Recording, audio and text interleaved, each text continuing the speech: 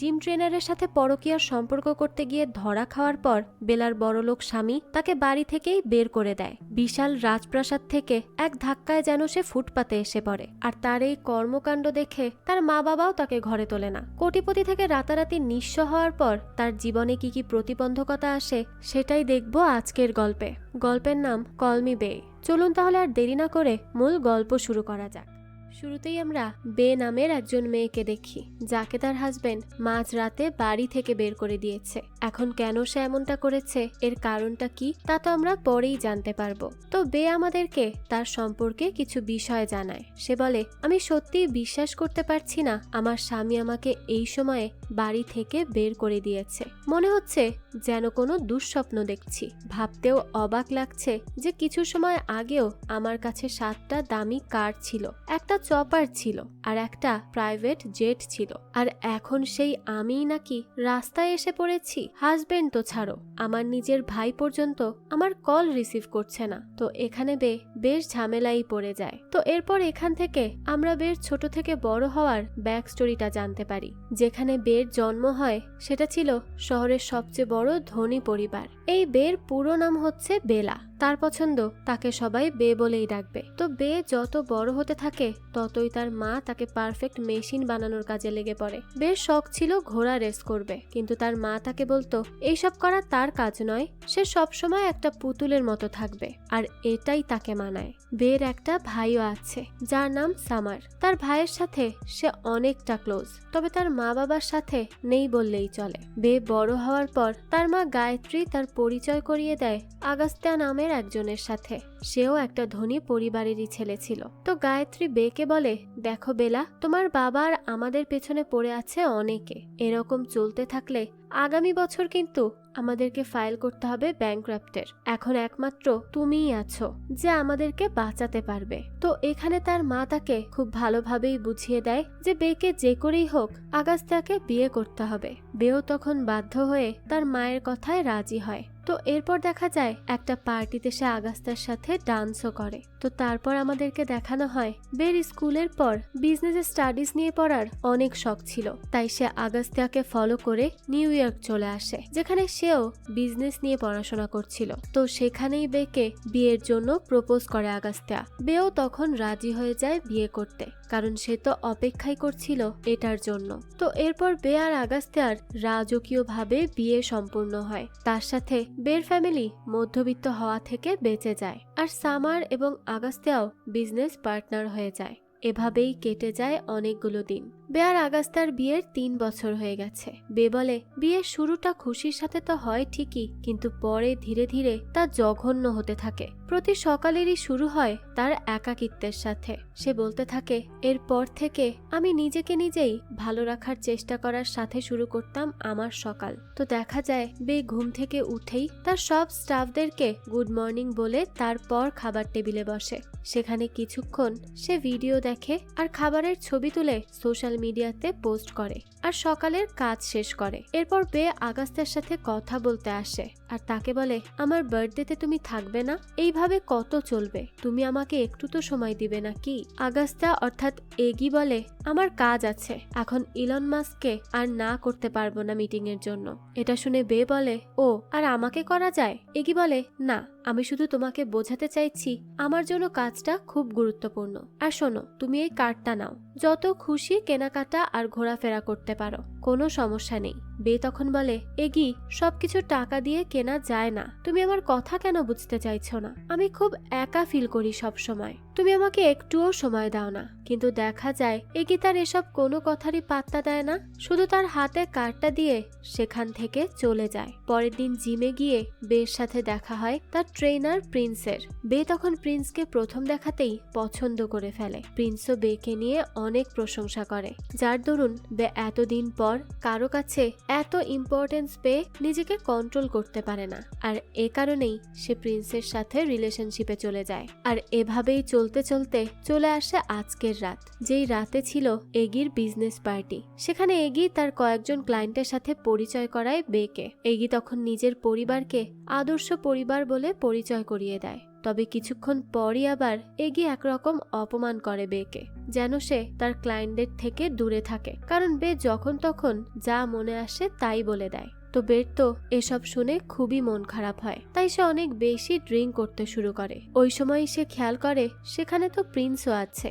অন্যদিকে এগি তার ক্লায়েন্টদেরকে প্রতিটা এরিয়া দেখাতে দেখাতে জিম রুমে এসে পড়ে, আর এখানে এসেই তো সে হয়ে যায়, কারণ সেখানে বে আর প্রিন্স ক্লোজ হয়েছিল, যা দেখে এগির ক্লায়েন্টরাও খুবই বিব্রতকর পরিস্থিতিতে পড়ে যায় এবং এই ডিলটা প্রায় ক্যান্সেলের পথে চলে যায়। আর তখন সাথে সাথে মিডিয়াও ছবি তুলে সেগুলো চারিদিকে ছড়িয়ে দেয়। সোশ্যাল মিডিয়াতেও অনেকভাবে ট্রোল হতে থাকে বে আর তার পরিবার। স্বাভাবিকভাবেই এগি তো রাগে একেবারে ফেটে পড়ে, আর তারপরই সে বেকে বাড়ি থেকে বের করে দেয়। এটাই হচ্ছে বেকে বাড়ি থেকে বের করার ব্যাক স্টোরি। তো যাই হোক, রাতে বৃষ্টিতে ভেজার পর বে এখন চলে আসে তার মায়ের বাড়িতে। সেখানে তার মা গায়ত্রীও অনেক কথা শোনায় তাকে, আর বলে চারিদিকে মুখ দেখানোর মতো অবস্থা নেই, তুমি যা করেছো তোমার জন্য আমাদের সব বিজনেস ডিল ক্যান্সেল হয়ে যাচ্ছে, আমরা তো পথে বসে যাব।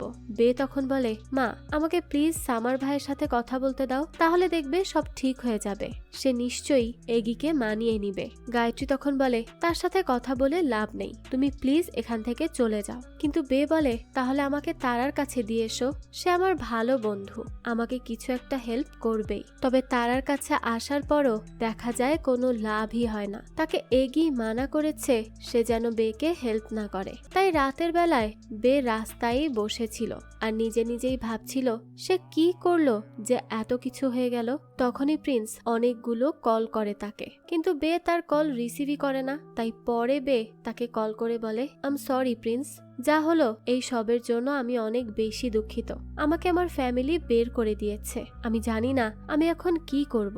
এসব শুনে প্রিন্স বলে, কি বলছো কি, এখন কোথায় আছো বলো, আমি আসছি। বে বলে, না প্লিজ তুমি এসো না, এখন তুমি আমার পরিবারকে চেনো না, তারা তোমার ক্যারিয়ার শেষ করে ফেলবে, তুমি তোমার কাজ করো আর আমি আমারটা দেখে নিব, আমাকে নিয়ে চিন্তা করতে হবে না। আর সামার ভাই সিওলে আছে, সে ফিরলেই আমি তার সাথে কথা বলবো আর দেখো সব ঠিক করে নিব, তাই তুমি আর আমার সাথে যোগাযোগ করার চেষ্টা করো না, ভালো থাকো।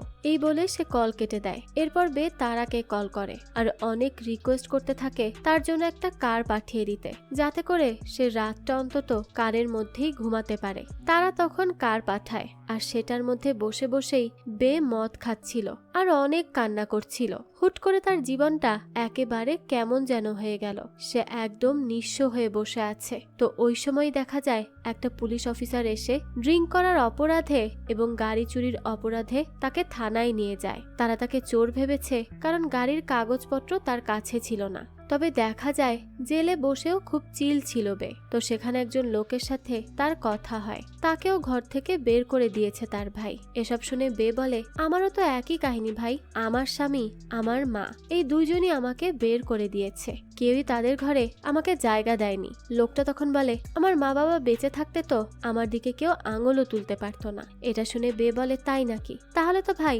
তুমি সত্যিই খুব লাকি। এরপর পুলিশ অফিসার আসে আর বলে, সরি ম্যাডাম, আমাকে তারা ম্যাডাম বলেছেন এটা চুরি করা গাড়ি নয়, সেজন্য আমরা আসলেই দুঃখিত, তবে ড্রিঙ্ক করার জন্য আপনাকে ফাইন দিতে হবে 10,000 টাকা। তখনই বে ওই লোকটাকে ছাড়িয়ে দেয় তার টাকা দিয়ে আর বলে, আপনি গাড়ি রেখে দিন, বাকি টাকা গাড়ি নেওয়ার সময় দিয়ে যাবে। লোকটা তো তখন খুব খুশি হয় আর বাইরে এসে বেকে ট্যাক্সি পেতে হেল্প করে, কারণ বেকে কল করে প্রিন্স জানিয়েছে সামার তো মুম্বাইয়ে আছে, তার লোকেশন ট্রেস করে জানা গেছে। তাই প্রিন্স তাকে সেখানকার টিকিট দিয়ে দেয় দেখা করার জন্য। বে তখন সেই ট্যাক্সিতে করে খুব খুশি মনে চলে যায় তার ভাইয়ের সাথে দেখা করতে। তো এরপরই বে চলে আসে মুম্বাই তাদের একটা হোটেলে। সেখানে যখন বে বলে যে সামার ভাইয়ের পাশের রুম আমাকে দিও, তখন তাকে ম্যানেজার জানায় সামার নাকি এখানে আসেইনি। তাই এটা শুনে বে একটা রুমে গিয়ে আগে ফ্রেশ হয় আর পরে তাকে আর একটা সায়রা নামের মেয়ে স্টাফ এসে জানায়, ম্যাম আপনার কার্ড বন্ধ করে দেওয়া হয়েছে, সেখান থেকে তো টাকা আসছে না, তাই আপনাকে যেতে হবে, এখানে থাকতে পারবেন না। বে তখন বলে, কিন্তু আমার কাছে তো ক্যাশ নেই, এই কিছু টাকা আছে, এখন আমি কি করব? তখন সায়রা দেখে বের কাছে খুব দামি একটা ব্যাগ আছে। সায়রা তখন বলে, ওয়াও ম্যাম, আমি এরকম একটা ব্যাগের জন্য অনেকদিন ধরে টাকা জমাচ্ছি। বের মন তো ছিল খুবই দয়ালু, তাই সাথে সাথে সেই ব্যাগটা তাকে দিয়েই দেয় আর তাই সায়রা তাকে তার ভাই আর হাজবেন্ডের রুমের কি দিয়ে দেয়। যদিও বে জানতো না তারা এখানে আছে। তো উপরে এসে দেখে সেখানে সামার এগিকে সামলানোর চেষ্টা করছে। এগি তো রেগে ফায়ার হয়ে আছে। সে তো সব ছবি ডিলিট করতেই ব্যস্ত। বের কোনো অস্তিত্বই সে রাখবে না। তখনই সেখানে বে আসে আর বলতে থাকে, এসব কি হচ্ছে? এইভাবে কি কোনো সম্পর্ককে শেষ করা যায়? এগি তখন বলে, হ্যাঁ যায়, এটা তো অলরেডি নষ্ট হয়ে গিয়েছে। আর কি নষ্ট করব, আর কি বা শেষ করব? বে বলে, please I am sorry summer, আমি জানি আমি ভুল করেছি, কিন্তু দেখো আমি ইচ্ছে করে এসব করিনি, জাস্ট হয়ে গেছে। এগি তখন বলে, বে চিটিং কোনো ভুল না, এটা হচ্ছে চয়েস, আর তুমি ভেবে চিন্তেই আমাকে চিট করেছো। এখন তো এসব বলে কোনো লাভই নেই। আর তুমি জানো, আমার মাকে যখন আমি প্রথম বলেছিলাম যে আমি তোমাকে ভালোবাসি, তোমাকে বিয়ে করব, তখন সে আমাকে বলেছিল যে তুমি এর থেকে অনেক ভালো, ধনী এবং শিক্ষিত মেয়ে পাবে। কিন্তু আমি বলেছিলাম, না মা, সে অন্যদের থেকে কম হলেও সে আমার প্রতি লয়াল, ও আমাকে কখনো চিট করবে না, আর আমি তাকে ভালোবাসি, তাই আমি তাকেই বিয়ে করব। আর দেখো, এই হচ্ছে আজকের রেজাল্ট সেদিনের সিদ্ধান্তের। সেদিন আমি কতই না ভুল সিদ্ধান্ত নিয়েছিলাম। সেদিন যদি মার কথা শুনতাম তাহলে আমাকে আজ আর এই দিন দেখতে হতো না। তো এসব শুনে বে বলে, এতই যখন ভালোবাসা ছিল তাহলে বিয়ের পর সেগুলো ছিল না কেন? তুমি জানতে যে আমি একা ফিল করতাম, আমি সব সময় একা ছিলাম, আমি তো তোমার কাছে সময় চেয়েছিলাম, তুমিই দাওনি, এ কারণেই আমি অন্যদিকে চলে গিয়েছিলাম। তখন এগি বলে, আচ্ছা, তো আমি যে তোমাকে এত এত টাকা আর লাক্সারিয়াস জিনিসপত্র দিতাম সেগুলো কি ছিল? আর হ্যাঁ, তোমার প্রিয় জিম, যাও এখন সেখানেই পড়ে থাকো, কেউ কিচ্ছু বলবে না। বে তখন সামারকে বলে, ভাই তুমি কিছু বলছো না? তুমিও জানো এগির বাড়িতে আমার কোনো পাত্তাই ছিল না, আমাকে তো কেউ খেয়ালই করতো না, এগিও আমাকে সময় দিত না। শুধু টাকা পয়সা আর দামি জিনিসপত্র হলেই কি ভালো থাকা যায়? আর তুমি এগির সামনে এখন তো মুখই খুলতে চাচ্ছ না। নিজের বোনের খুশির থেকে আর কি গুরুত্বপূর্ণ তোমার কাছে ভাই? সামার তখন বলে, আমার বিজনেসই এই সবের থেকে অনেক বেশি গুরুত্বপূর্ণ, আর তাই তুমি এখান থেকে যাও, এই নাও একটা বাড়ির চাবি, সেখানে গিয়ে থাকো তো। এগি তখন বলে, হ্যাঁ, তাকে দিয়ে দাও যা যা লাগে, আমি চাই না তুমি রাস্তায় রাস্তায় সাফার করো। বে তখন বলে, আমার লাগবে না, তোমাদের কারো হেল্প আমি চাই না, আমি একা এই মুম্বাইয়ে থেকে দেখিয়ে দিব। সামার তখন বলে, কি করবে? তোমার মতো বেকার মেয়ে মুম্বাইয়ের মতো শহরে একদিনও টিকতে পারবে না, টাকা শেষ হলেই সব শেষ হয়ে যাবে, বুঝতে পারলে? এই শহরে একা চলা এতটাও সহজ না।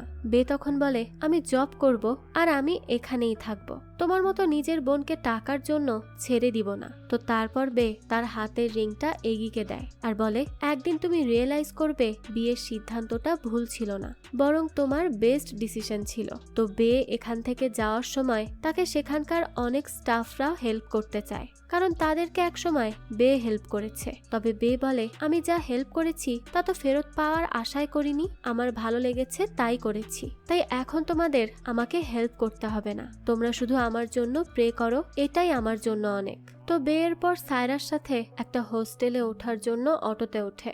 জীবনের প্রথম অটোতে চড়ে সে খুব অদ্ভুত ফিল করছিল। সে সেখানে সিট বেল্ট খুঁজছিল। তখন সায়রা বলে, এটা অটো, এখানে মানুষ এইভাবেই চড়ে, আর তোমার হাতের রিং সেটাও তো তুমি দিয়ে আসলে, এখন কি বিক্রি করে হোস্টেলের রেন্ট দিবে? বে তখন একটা $100 নোট বের করে, যা সে নিউ ইয়র্কে থাকতে একটা জব করে পেয়েছিল, আর সেটা ছিল একটা পেঁচা পাখিকে সুস্থ করার জন্য। বে এই টাকাটা কখনো খরচ করবে না বলেই রেখে দিয়েছিল, তবে আজ বিপদের সময় সেটা সে ইউজ করে। হোস্টেলে আসার পর সায়রার সাথে সে অনেক জায়গায় কাজের জন্য সন্ধান করতে থাকে, কারণ বে বিভিন্ন বিষয়ে দক্ষ ছিল। উকিল থেকে শুরু করে ফ্যাশন বিষয়ে সব ব্যাপারে সে অভিজ্ঞ ছিল। তবে দেখা যায় কোনো জায়গায় তার জব হচ্ছিল না কোনো কারণে, তাই আর একবার রেন্ট দেওয়ার জন্য তার দামি একটা ব্যাগ বিক্রি করে দেয় সে। তো এভাবে চলতে থাকলে তো বের একটা একটা করে সব দামি ব্যাগ গুছিয়ে সেল করে দিতে হবে, আর সে তার ব্যাগগুলোকে খুব ভালোবাসে, তাই তার এখন অনেক কষ্ট হচ্ছিল। তো এরপর সায়রা তাকে বলে, কাল তুমি আমার সাথে একটা হোটেলে আসবে, সেখানে পার্ট টাইম জব করবে। তো রাতে তারা ড্রিঙ্ক করতে করতে একটা টিভি চ্যানেলে ইন্টারভিউ দেখছিল। চ্যানেলের নাম টিআরপি। তো এই চ্যানেলে যে একজন হোস্ট ইন্টারভিউ নেয় তাকে বে একদমই পছন্দ করে না, কারণ সে খুব মিথ্যাবাদী একজন লোক, সবসময় ভুল ভুল ইনফরমেশন দিয়ে মানুষকে লজ্জিত করে, যা একেবারেই উচিত কাজ নয়। তাই আজ নেশার ঘোরে বে এই লোককে নিয়ে খুব বড় বড় কথা বলে আর তার মুখোশটাই খুলে দেয়, আর এই ভিডিও তার একজন রুমমেট ভাইরাল করে দেয়। তো পরের দিনই দেখা যায় হোটেলে এই চ্যানেলের কোম্পানির ডিরেক্টর নীল এই ভিডিও দেখে, আর সে সেখানে বেকে দেখে বলে তুমি। ওই সময় নীল পুলে পড়ে যায়, আর তার পানিতে খুব ভয় ছিল, তাই সে অল্প পানিতেও খুব ভয় পাচ্ছিল, ভাবছিল সে হয়তো এখনই ডুবে যাবে। তখনই তাকে এসে ধরে বে আর বলে বাচ্চাদের মতো করছেন কেন, এখানে কেউ ডুববে না। নীল তখন বলে আমি আসলে ভয় পাই, যাই হোক তুমি কাল সকালে আমার অফিসে দেখা করবে টিআরপিতে। বে তো এই নাম শুনেই সেখান থেকে মানা করে চলে যায়। নীল তখন বলে তোমাকে আসতেই হবে, আমি অপেক্ষা করব। এদিকে তো সায়রা আর বে কত কিছু ভেবে বসে। সায়রা বলে এখন যদি তোমাকে জেলে দিয়ে দেয় এই সব কথা বলার জন্য, তখন জেলে কিভাবে থাকবে? একে তো অল্প টাকায় এখনো তোমার জীবন চালানো শেখা হয়ে ওঠেনি, তার উপর সোজা জেল, এটা আবার তোমার স্বামী আর ভাই করছে না তো? বে তখন বলে কি বলছো কি? না, তারা এসব করবে না। পরে আবার বে ভাবে যদি করে থাকে তখন। যাই হোক দৃশ্য পরিবর্তন হয়, আর দেখা যায় বে যেই কথাগুলো বলেছিল ভিডিওতে সেটা চালু হয়ে যায় ওই হোস্ট সত্যজিতের সামনে। এদিকে বে আসে নীলের অফিস রুমে। বে নীলকে আসতে দেখেই বলে আচ্ছা আম সরি, আসলে ওই দিন বেশি খেয়ে নিয়েছিলাম তো, অতিরিক্ত ড্রাঙ্ক ছিলাম, তাই ওসব আজে বাজে কথা বলে ফেলেছি। তখন নীল বলে আমি এর জন্যই তোমাকে ডেকে আনি, তুমি আমার সোশ্যাল মিডিয়া হ্যান্ডেল ম্যানেজ করে দেখো, আমি চাই তুমি এটা করো। তো প্রতিদিনের জন্য তাকে সে একটা জব দিয়েই দেয় তার সোশ্যাল মিডিয়া হ্যান্ডেল করার, কারণ সে অলরেডি সোশ্যাল মিডিয়াতে অনেক বেশি ভাইরাল হয়ে গিয়েছিল, আর তাছাড়া তার এসব বিষয়ে অনেক নলেজও ছিল। যাই হোক তো এই কথা শুনে বে তো অনেক বেশি খুশি হয়ে যায়, আপাতত সে একটা জব তো পেয়েছে। তো পরের দিনই দেখা যায় বে অনেক সেজেগুজে চলে আসে তার কাজে, আর এসেই প্রথমে তার পরিচয় হয় HR তামারার সাথে। তো আজ আবার টিআরপিতে সত্যজিৎ নয়না নামের একজন অভিনেত্রীকে নিয়ে আসে, তাকে না জানিয়ে তার পার্সোনাল বিষয়ে হঠাৎ করেই সে কথা বলতে শুরু করে অন ক্যামেরাতে। আর এই সব কথাবার্তা শুনে তো নয়না খুবই মন খারাপ করে আর অনেক রেগে মেগে সেখান থেকে চলেই যায়। তো এই সত্যজিতের রিলেশনশিপ ছিল এই কোম্পানিরই আরেকজন এমপ্লয়ি হার্লিনের সাথে, তবে সে হার্লিনের সাথে এমন ভাবে কথা বলতো যেন সে হার্লিনকে শুধুই ইউজ করছে। এদিকে রাতের বেলা বে আর তার রুমমেট একটা পার্টি করে, তো তারা সবাই মিলে এখানে একটা গেম খেলা শুরু করে, যেখানে সবাইকে একটা করে গল্প বলতে হয়। তো ওখানে বে তার জীবনের একটা গল্প বলে, যেখানে সে তার পরিবারের অ্যাটেনশন পাওয়ার জন্য নিউ ইয়র্কে মদ চুরি করে ধরা খেয়েছিল, আর তখন তার জেল হয়েই যেত, তবে সামার এসে তাকে বাঁচিয়ে নেয়। এই সব কথা বলে বলে সে অনেক বেশি ইমোশনাল হয়ে যায় আর সেখান থেকেই উঠে চলে যায়। তখন সায়রা এসে তাকে সান্ত্বনা দেয়, আর আজ থেকে তারা দুইজন বোন এরকমও বলে। বে তো এসব কথা শুনে অনেক খুশি হয়। তখনই দেখা যায় তাকে অনামিকা নামের একজন মেসেজ দিয়ে বলে আমার কাছে গল্প আছে, তুমি কি শুনতে চাও? তো পরের দিন অফিসে এসে বে একটা কফি বানায় নীলের জন্য। বেচারা ওই কফি একবার খেয়েই বলে আর খাবে না, সে তার কফি নিজেই করে নিতে পারবে। সে যেন কনফারেন্সের জন্য রেডি হয়। তো বাইরে আসার পর তামারা বেকে বলে ঘরের ব্যাপারে কি করলে? বে বলে এখনো খুঁজে যাচ্ছি। তো এখানে তারা বেশ কিছুক্ষণ কথা বলে। তারপর বে আর নীল আসে একটা পার্টিতে, যেখানে টিআরপির সিইও মুকুল এসে আজ একটা নতুন সিমের সাথে পরিচয় করায়, আর তার সাথে এমবি ফ্রি করে দেয় সব মহিলাদের। বেও তো তার এরকম উদ্যোগ দেখে বেশ খুশি হয়ে যায়। তখনই মুকুলকে একজন প্রশ্ন করে যে এরকম সুবিধা মহিলাদের জন্যই কেন? মুকুল বলে কেন নয় বলুন তো, কারণ মহিলারাই তো বেশি শারীরিকভাবে হেনস্থা হয়। যদি এখন তাদের কাছে একটা মোবাইল থাকে আর সিম থাকে, তাহলে তো তাদের জন্যই সুবিধা বলুন। যে কোনো ঝামেলায় পড়লে যে কাউকে আগে আগে ইনফর্ম করতে পারবে, তাই তাদের চলার পথ সহজ করার জন্যই এই চেষ্টা।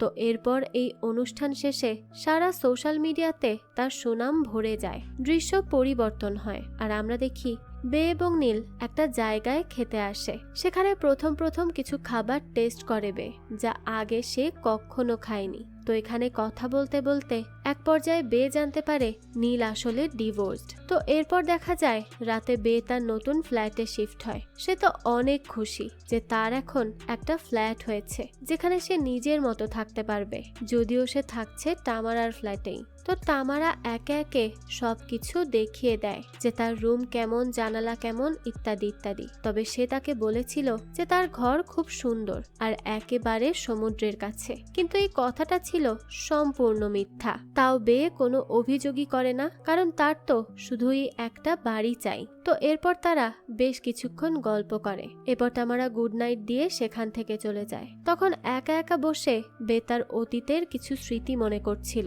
দেখা যায় সেদিন ছিল তার আর এগির বিবাহ বার্ষিকী। খুব আনন্দের সাথে বেশ সব আয়োজন করে আর এগি আসতেই তাকে সারপ্রাইজ দেয়। তবে এগি এতে রেগে যায় আর রুমে চলে আসে। বে তখন বলে, এগি আজকের দিনে অন্তত ঝগড়া করো না প্লিজ। এগি তখন বলে, তোমার কি মনে হয় আমার খুব ভালো লাগে এসব করতে? আমাকে তো তুমি বাধ্য করো, তাই আমি করি। আমি চেয়েছিলাম একা একা শান্তিতে আমরা কোথাও ডিনারে যাব। আমি চপারও এনেছিলাম, কিন্তু তুমি এইসব কাহিনী শুরু করে দিলে। বে বলে, সব সময় তো একই কাজ করছি, তুমি তোমার মতো খাও আর আমি আমার মতো। একটু তো জীবনে মজার দরকার আছে, তাই না?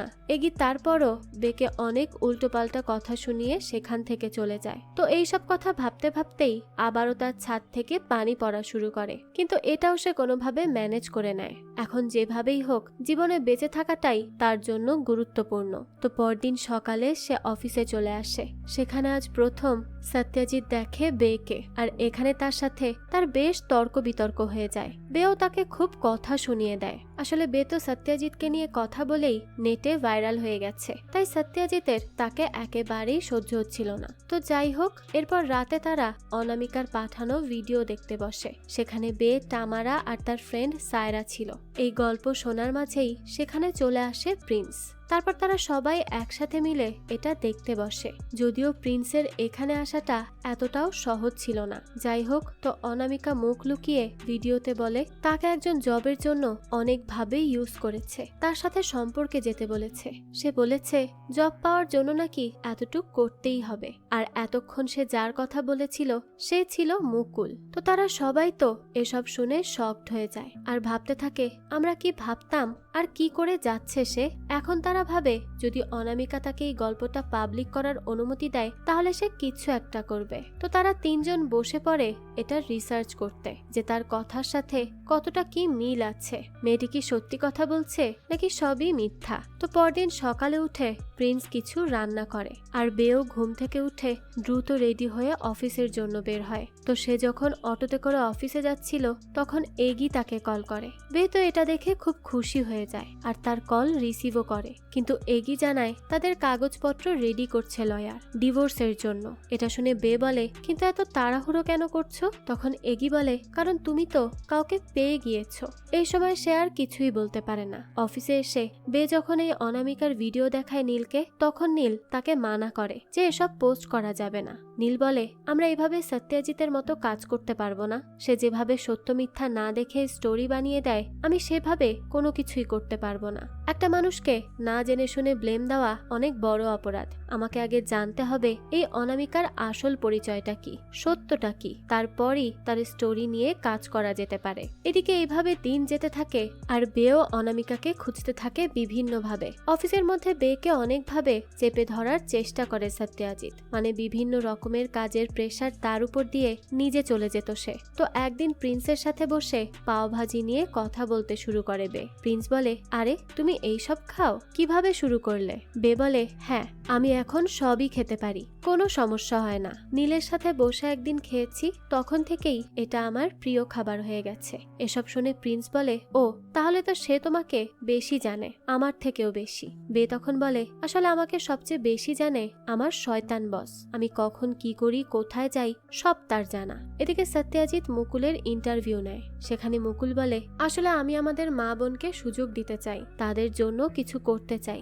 যেই কাজ আমি সিইও হয়ে করতে পারিনি সেই কাজ আমি রাজনীতিতে এসে তাদের ভাই হয়ে করতে পারছি। তো এইসব ইন্টারভিউ দেখার পর বে কিছুক্ষণ নীলের সাথে কথা বলে যে সামনে কি করা যায়। এরপর নীলকে নিয়ে সে শপিং করতে যায়, কারণ তার এই একরকম বোরিং কালারের কাপড় দেখতে আর ভালো লাগছিল না। তো সারা মার্কেট খুঁজে খুঁজে বে তাকে কাপড় কিনে দেয়। একসাথে তারা অনেক মজা করে। এরপর বে আর নীল একটা মিটিং করে। মিটিং শেষে ফেরার সময় নীল অনেক প্রশংসা করে বেকে নিয়ে। এদিকে তামারা প্রিন্সকে পছন্দ করে ফেলে, যদিও সে তাকে বলতে পারছিল না, তবে মনে মনে সে তাকে বেশ পছন্দ করে ফেলেছে। তো নিচে যখন নীল বেকে দিতে আসে তখন তারা হুট করেই একে অপরের কাছাকাছি এসে যায়। আর এসব আবার উপর থেকে দেখে নেয় প্রিন্স। বেচারার মনটাই ভেঙে যায়। সে কি ভেবেছিল আর কি হলো। বের কারণে তিনজন এখন একই টাইম মেশিনে চলছে। একদিকে প্রিন্স মন খারাপ করে আছে, অন্যদিকে এগি তার ছবি দেখে ড্রিঙ্ক করছে, আর এদিকে নতুন বয়ফ্রেন্ড নীল বেশ খুশিতে আছে। তো পরের দিন প্রিন্সকে এসে তামায়রা বলে, কি হয়েছে, তুমি কাল রাতে বাড়ি আসলে না যে, সব ঠিক আছে তো? প্রিন্স বলে, হ্যাঁ সব ঠিক আছে, সমস্যা নেই। এদিকে সায়রা বেকে বলে, তো কাকে আমরা ফলো করব, ন্যানাকে? বে বলে, হ্যাঁ অবশ্যই তাকেই করব, কারণ সব ক্লু দেখে তো এটাই মনে হচ্ছে যে সেই অনামিকা। তো এরপর বে আবারও সেই ভিডিওটা দেখে। তখন সেখানে সে মানিশের তৈরি করা শার্ট দেখে, যা দেখার পর বে বলে, এরকম ডিজাইনের মাত্র 7টা শার্ট মানিশ করেছে, তাই আমি যদি এই 7 জনের লিস্ট পাই তাহলেই আমরা বের করতে পারবো অনামিকাকে। আর মানিশের সাথে আমার মায়ের খুব ভালো সম্পর্ক। তামায়রা তখন বলে, কিন্তু তোমার মা তো কলই ধরেন না। তো তারপর বে অনেক ভাবার পর একটা আইডিয়া পায় যে তার মা একটা ইভেন্টে আসবে, সেখানে গিয়েই সে তার সাথে দেখা করে কথা বলে নিবে। সেই মতোই তারা চলে আসে সেখানে। অনেক খোঁজাখুঁজি করার পর বে তার মাকে পেয়েও যায়, কিন্তু গায়ত্রী তো তাকে ইগনোর করে চলেই যাচ্ছিল। অনেক রিকোয়েস্ট করার পর সে তাকে সি বিচে আনে আর তার সাথে বসে কিছু কথা বলতে রাজি করায়। গায়ত্রী তখন বলে, কি চাও তাড়াতাড়ি বলো, এখানে আমি বেশিক্ষণ বসে থাকতে পারবো না। বে তখন বলে, মা আমি মানিশের সাথে কথা বলতে চাই। এটা শুনে গায়ত্রী বলে, বুঝতে পেরেছি, তোমার কাপড় চাই, ঠিক আছে আর কি চাই? বে বলে, না আমার এসব চাই না, আমার শুধু তার থেকে 7 জন ক্রেতার নাম চাই। গায়ত্রী বলে, তোমার কি মাথা খারাপ, আমি এইসব করব কেন? বে তখন বলে, মা আমি একটা কেস নিয়ে কাজ করছি, সেখানে আমার এই জিনিসটা খুব দরকার, কিন্তু তার মা তাকে মানা করে দেয়। বে তখন বলে, যদি ইচ্ছা করে আর ভেবে থাকো মেয়ের জন্য কিছু করবে তাহলে হেল্প করতে পারো, আমি এখন আসছি। তো অফিসে আসার পরই তার মা একটা বক্স পাঠায় তাকে। তো সেখানে ছিল একটা ড্রেস, সেই সাথে সেই লিস্টে ন্যানার নাম ছিল। তো তামায়রাকে এই বিষয়ে এসে জানায় বে, তবে তাদেরকে এবার আরো কনফার্ম হতে হবে, সেই জন্য তারা লোনাভলা যাবে। এদিকে বাড়ি ফেরার পর প্রিন্সকে বে বলে, কি ব্যাপার, তোমার কি হয়েছে, আমাকে ইগনোর করছো কেন? প্রিন্স বলে, আমি ওই রাতে তোমাকে আর নীলকে দেখেছি একসাথে। বে তখন বলে, আম সরি প্রিন্স, আমি তোমাকে বলতে চাইছিলাম যে আমাদের মধ্যে কোনো ভালোবাসার কিছু ছিলই না। এটা শুনে প্রিন্স বলে, হ্যাঁ আমিও পরে বুঝতে পেরেছি, হয়তো আমি অন্য কাউকে ভালোবাসি আর আমার জন্যই তোমার জীবন এরকম হলো, না হলে তুমি এখনো চৌধুরী বাড়িতেই থাকতে। আমি যদি পারতাম তাহলে অতীতের সব বদলে দিতাম। বে তখন বলে, আমি তো চাই না বদলাতে, আমার আগের জীবনে শুধু ছিল একাকিত্ব আর কষ্ট, বাইরে থেকে শুধু ফেক হাসি থাকতো আমার মুখে, তবে এখন আমি যেই জীবন পেয়েছি এটাই আমার কাছে আসল জীবন, আমি নিজের মতো করে বাঁচতে পারছি, আমি এখন আর একাকিত্বে ভুগি না। তাই তুমি নিজেকে এভাবে দোষারোপ করা বন্ধ করো, আর তুমি ছিলে বলেই আমি ওই বিয়ে থেকে বেরিয়ে আসতে পেরেছি, তাই তোমাকে আমার ধন্যবাদ দেওয়া উচিত। তবে কে সে যাকে তুমি পছন্দ করো? প্রিন্স এরপর দেখায় তামায়রার মেসেজ। বে তো এটা দেখে অনেক সারপ্রাইজ হয়, তবে খুশিও হয় অনেকটা। এদিকে তামায়রা আর সায়রা অনেক কষ্ট করে পৌঁছে যায় ন্যানা পর্যন্ত। তারা ন্যানাকে জিজ্ঞেস করে, সেই ওই অনামিকা তাই না? ন্যানা বলে, পাগল নাকি, আমি অনামিকা মানে? সায়রা বলে, তার বাচ্চার বাবাকে সেটা আমরা জানি। ওই সময়ই সেখানে বিক্রম আসে, যে আসলে ন্যানার বয়ফ্রেন্ড এবং বাচ্চার বাবা। আর বিক্রম তার সব ভুল স্বীকার করে ন্যানার কাছে মাফ চেয়ে তাকে বিয়ের জন্য প্রপোজ করে। সায়রা আর তামায়রা তখন বুঝতে পারে তাদের ন্যানাকে সন্দেহ করাটা ভুল প্রমাণিত হয়েছে। এদিকে একটা অনুষ্ঠানে সব সাংবাদিকরা ছিল, সেখানে বেও আসে। বে ফেও নামের একজন সাংবাদিককে বলে, আমি সত্যিই খুব খুশি হয়েছি আপনার সাথে দেখা করে। তো কিছুক্ষণ বে তার সাথে কথা বলার পর সেখানে তার ভাই সামার আসে। সামার বলে সে কাজ করতে যাচ্ছে মুকুলের সাথে। বে তখন তাকে বলে, ভাই তার সাথে কাজ করতে যেও না, কারণ তার নামে বড় একটা স্টোরি আসবে। সামার তখন এটা শুনে বলে, যদি এরকম হয়ে থাকে তাহলে তুমি এটা করবে না, তুমি এসবের মধ্যে থাকবেই না। যদি আবারও আমাদের পরিবারের একজন হতে চাও তাহলে। তো এই পার্টিতে আনিশা নামের একজনকে নিয়ে আসে এগি। সে মুভ অন করেছে তার সাথে। হঠাৎ করে এইসব দেখে বে তো মানতেই পারছিল না। তার উপর একটু আগে নীলও তাকে ভুল বুঝে রেগে চলে গিয়েছে। তাই বেচারি বে অনেক ড্রিঙ্ক করতে থাকে আর এভাবে সে রাস্তা দিয়ে হাঁটতে থাকে। তো তখন হাঁটতে হাঁটতেই সে একটা শুয়ের স্টোরে চলে আসে। সেখান থেকে বে একজোড়া জুতা চুরি করে নিয়ে যাচ্ছিল, ঠিক সেইভাবে যেভাবে বে মদের বোতল চুরি করার চেষ্টা করেছিল। তবে এবার কেউ আসে না তাকে বাঁচাতে, তার আপন কেউই যে ছিল না। তো যখন বেকে পুলিশের কাছে দেওয়ার কথা বলা হয় তখনই সেখানে হার্লিন আসে। কোনো এক কারণে হার্লিন সবসময় তার উপর নজর রাখছিল। হার্লিন তখন বেকে ছাড়িয়ে তাকে তার বাসা পর্যন্ত পৌঁছে দিয়ে চলে যায়। এদিকে পরদিন বেকে সায়রা আর তামায়রা জানায়, আমরা অনামিকাকে পেয়েছি।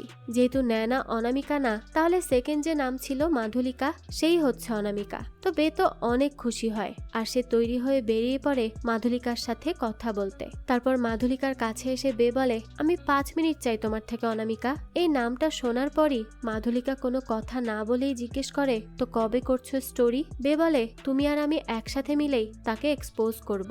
মাধুলিকা তখন বলে, আমি যদি পারতাম তাহলে কি এত কিছু করতাম, তোমার সাহায্য নিতাম। তো এখানে বোঝাই যাচ্ছে মাধুলিকাই আসল অনামিকা। যাই হোক, এরপর সে আরো বলতে থাকে, দেখো আমি যদি নিজে কিছু করতে পারতাম তাহলে এভাবে নিজেকে আড়ালে রেখে তোমাকে ভিডিও দিতাম না। আমি সামনে আসতে পারবো না বেলা। বে তখন বলে, কিন্তু কেন, কি বাধ্য করছে এসব করতে, কি দিয়ে ব্ল্যাকমেইল করছে সে? মাধুলিকা বলে, আমি বলতে পারবো না। বে বলে, ভয় সবারই হয়, আমারও ছিল, এখনো আছে, কিন্তু ভয়ের আগে তো মাথা নত করে থাকলে হবে না, তাই না? কি হয়েছে বলো প্লিজ। মাধুলিকা বলে, আমার একটা অ্যাডাল্ট ফিল্ম ছিল, যখন আমার 16 বছর তখন করেছিলাম। আসলে ছোট ছিলাম তো এত কিছু বুঝতাম না, কার সাথে কাজ করতে হয় কার সাথে হয় না। তবে তারপর আমি আমার ফিল্মের সব কপি সরিয়ে দেই, কিন্তু একটা কপি থেকে যায় মুকুলের কাছে, আর সে আমাকে এটা দিয়ে ব্ল্যাকমেইল করে আর তার সাথে সম্পর্ক না রাখলে এসব ভাইরাল করার হুমকি দেয়। বে বলে, তুমি ভয় পেও না, তাকে বলো ভাইরাল করতে। মাধুলিকা বলে, না এত সহজ না, আমি সমাজের থেকে আমার ফ্যান্সদের থেকে ঘৃণা নিতে পারবো না, সম্ভব না আমার পক্ষে। বে বলে, দেখো আমি বলছি না এমন কিছু করতে, কিন্তু এইভাবেও তো কিছুই হবে না, তাই তোমাকে সিদ্ধান্ত নিতে হবে। মাধুলিকা বলে, আচ্ছা আমি করব, তবে তার আগে তুমি কম্পিউটার থেকে সেই ফিল্মটা ডিলিট করবে, ঠিক আছে? বে বলে, হ্যাঁ সমস্যা নেই, আমি করে দিব। এরপর তারা ফিল্ম ডিলিট করার জন্য মুকুলের মেয়ের বার্থডেতে আসে আর বে তার অফিসে গিয়ে অনেক খোঁজাখুঁজির চেষ্টা করে ফিল্মটা। তখন আবার বাড়ি ফিরে মুকুল। চারিদিকে মানুষের ব্যস্ততার ভালোই সুযোগ নিয়েছিল বে। সেখানে মুকুলের মেয়ে ল্যাপটপ এনে দেয় বেকে। সে তখন অনেক খোঁজাখুঁজি করে বেরও করে ফেলে ওই ফাইল, কিন্তু ডিলিট করার আগে সেখানে এসে পড়ে মুকুল। বাইরে থেকে সায়রা, তামায়রা, প্রিন্স এরা সবাই চেষ্টা করেছে তাকে আটকে রাখতে, তবে বেশিক্ষণ রাখা যায়নি। তো কোনো মতে বে সেখান থেকে চলে আসে আর সায়রাকে বকাবকি করে। যদি আর 2 মিনিট রাখতে পারতো মুকুলকে ধরে তাহলে ফিল্মটা ডিলিট হয়ে যেত। এত কাছে এসেও কিছুই করতে পারলো না, এটা ভেবে সবার খারাপ লাগে। তবে বে এখানে কিছু ছবি তুলে আনে আর তাদেরকে বলে, এখানে ফুল মুভি নেই, কয়েক সেকেন্ডের ক্লিপ দিয়ে সে ভয় দেখিয়ে এসেছে তাকে। আমাদেরকে মাধুলিকাকে কনভিন্স করতে হবে লাইভে সব বলতে। তো এরপর বে অনেক বোঝায় মাধুলিকাকে, আর মাধুলিকার বয়ফ্রেন্ডও তাকে বলে সে যেন ভয় না পায়। এরপর মাধুলিকা ফাইনালি লাইভে এসে মুকুলের সম্পর্কে সব সত্যি সত্যি বলে, যে সে কিভাবে মেয়েদেরকে ইউজ করে। মুকুলের স্ত্রী এইসব দেখে বলে, এই মেয়ে তো আমাদের বাসায় এসেছিল পার্টিতে, আর এইসব করতেই তাহলে এসেছিল। মুকুল বলে, তুমি বিশ্বাস করো এই সব পলিটিক্সের খেলা, আমার রেপুটেশন খারাপ করার জন্য করছে এরা। অন্যদিকে এই ভিডিও দেখার পর এগি সামারকে অনেক কথা শোনায় আর বলে, তোমাকে যখন বে বলেছে, সাবধান করেছে এই নিয়ে, তাহলে সেটা শুনলে না কেন? কেন ওই লোকের সাথে ডিল করতে গিয়েছিলে? আমরা তো এখন ইডিয়েট হয়ে গেলাম, বেকে আর ইডিয়েট বলতে আসবে না। তো তারপর সত্যজিৎকে কল করে ডাকে মুকুল আর বলতে থাকে, এইসব কি হচ্ছে? তোমাদের অফিসের ওই মেয়েটাই তো এইসব ভাইরাল করছে, তুমি কি কিছুই করবে না? সত্যজিৎ বলে, আচ্ছা আমি দেখছি কি করা যায়। তো মুকুল বলে, এমন না তো যে তুমি ওই বে মেয়েটাকে ভয় পাও? সত্যজিৎ তখন কিছু না বলে সেখান থেকে চলে যায়। দৃশ্য পরিবর্তন হয় আর দেখা যায় প্রেস মিডিয়া একদম ঘেরাও করে ধরেছে মুকুলকে আর যা ইচ্ছা তাই প্রশ্ন করে যাচ্ছে। মুকুলের কাছে তো এসবের কোনো উত্তর নেই। তো তখনই এই সবকিছু টিভিতে বসে দেখছিল বে আর তার টিম। তো কিছুক্ষণ পরই দেখা যায় সেখানে বিয়ার নিয়ে নীল চলে আসে। নীল তখন বেকে সরি বলে, সে তার সাথে লাস্ট কয়দিন যা ব্যবহার করেছে সেই জন্য। তখন বেকে ইনস্টাগ্রামে ফলো দেয় এগি, তাই তখন বেও তাকে ফলো করে। একটু পর এগি তাকে মেসেজ করে বলে, তুমি সত্যি খুব ভালো কাজ করেছো, খুব গর্ব হচ্ছে আমার তোমার জন্য, আমি তোমার সাথে একটু কথা বলতে চাই প্লিজ। কিন্তু বে তো তার মেসেজের কোনো রেসপন্সই করে না। তখন বে তার মোবাইলে শ্রুতি নামের একটা মেয়ের মেসেজ পায়। তার সাথেও কিছু সমস্যা ছিল মুকুলের। এদিকে মুকুলের স্ত্রী মিডিয়াকে বলে, আমি আমার মুকুলকে জানি, সে নির্দোষ, আর দেরি করে হলেও সে যে নির্দোষ তা প্রমাণ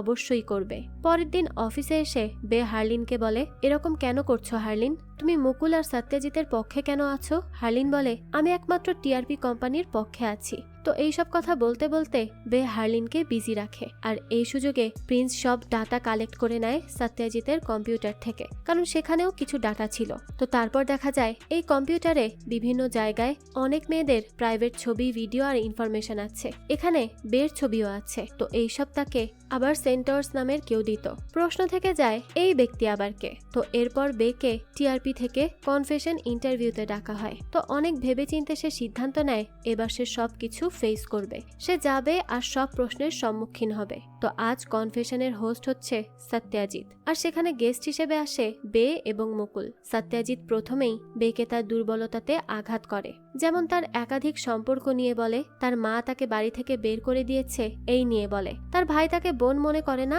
এই সবও বলে। সত্যজিৎ আসলে প্রমাণ করতে চাইছিল যে যার পরিবারেরই কেউ তাকে পছন্দ করে না সে আবার সত্যি কি করে বলবে। আসলে এও মিলেছিল ওই মুকুলের সাথে, সেজন্যই তো সে এবার বের পিছনে আরো ভালো করে পড়েছে। তো এই লাইভ আবার সবাই দেখছিল।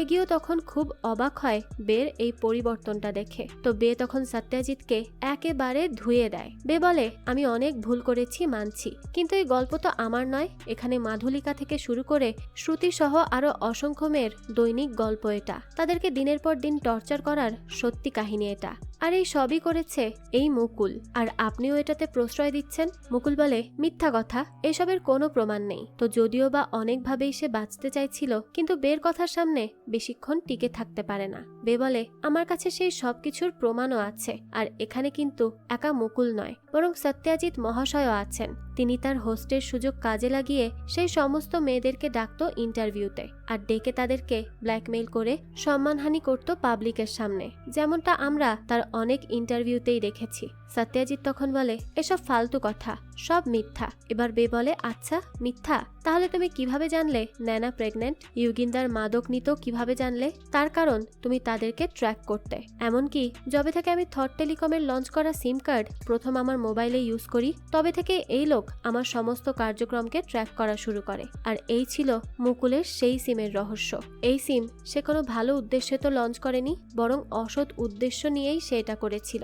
এদিকে হার্লিনকে কাট করতে বলে সত্যজিৎ, কিন্তু সে বলে, আমি প্রডিউসার এই শো এর, তাই কাট হবে না। এরপর বে স্ক্রিনে সেই সমস্ত প্রমাণ দেখায় যেখানে সত্যজিৎ সব গেস্টের পার্সোনাল ডাটা কালেক্ট করে রাখতো। এবার সত্যজিতের মুখ দিয়ে আর কোনো বড় বড় কথা বের হতে পারছিল না। বেচারা তো ভ্যাবাচাকা খেয়ে যায়, কি করবে না করবে কিছুই বুঝতে পারে না। এই দেশ ভর্তি মানুষের সামনে তার মান সম্মানের 12টা বেজে যায়। তারপরে এখান থেকে উঠে চলে যায় সত্যজিৎ। বে তখন মুকুলকে বলে, এতই নির্লজ্জ যে এখনো চেয়ার থেকে উঠতে ইচ্ছা করছে না আপনার? তারপর মুকুলও এখান থেকে উঠে চলে যায়, আর এইখানে চারিদিক থেকে বাহবা ভেসে আসে বের জন্য। তারা ফাইনালি এই লড়াইয়ে জিতে যায়। এরপর তারা সবাই মিলে এই জয় সেলিব্রেট করে। সেখানে বের মাও ছিল, আর সেও সব দেখেছে। বে তখন গায়ত্রীকে গিয়ে জড়িয়ে ধরে আর বলে, মা তুমি দেখেছো সব? গায়ত্রী বলে, হ্যাঁ আমি দেখেছি, আর আমি সত্যি আজ তোমাকে নিয়ে গর্বিত, আর আম সরি আমি যা যা করেছি তোমার সাথে সেই সব কিছুর জন্য। তো আজকে